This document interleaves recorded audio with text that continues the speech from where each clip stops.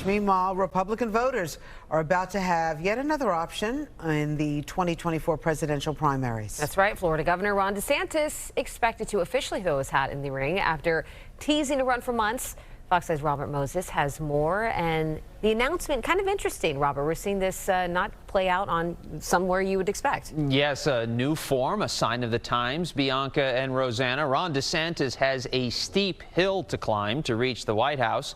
His first major obstacle is named Donald Trump, who we learned will go on trial in March, right in the thick of primary season, which shows how the former president's legal headaches could have political ramifications as he attempts to beat back his rivals, including now DeSantis.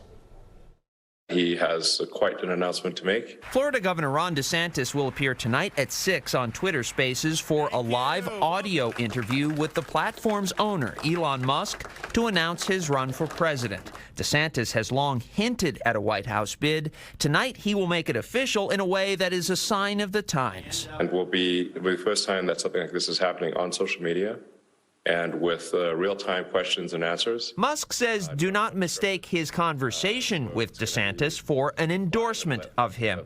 In 2020, Musk says he voted for President Joe Biden, but he has criticized him and his presidency.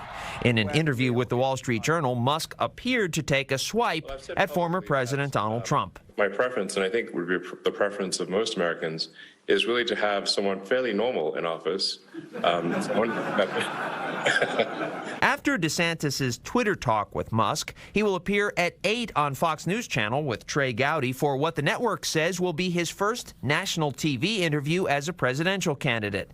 DeSantis will immediately become former President Trump's most formidable Republican rival. The problem with Ron DeSanctimonious is that he needs a personality transplant, and those are not yet available. Yesterday, at a brief court hearing in Lower Manhattan, Judge Juan Merchan announced that the criminal trial of the former president and current candidate, who appeared virtually, will begin on March 25th, 3 weeks after Super Tuesday.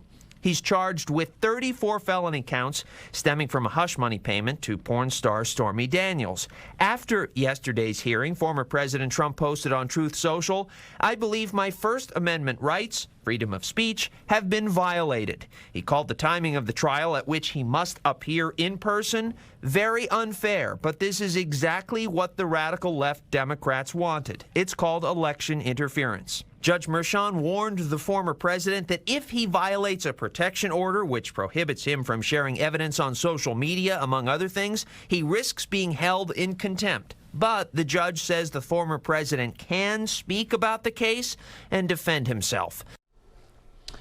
A super PAC called Never Back Down, with some $200 million at its disposal, is now working to get DeSantis elected. According to the New York Times, it will hire some 2,600 field workers by Labor Day. That's a massive number.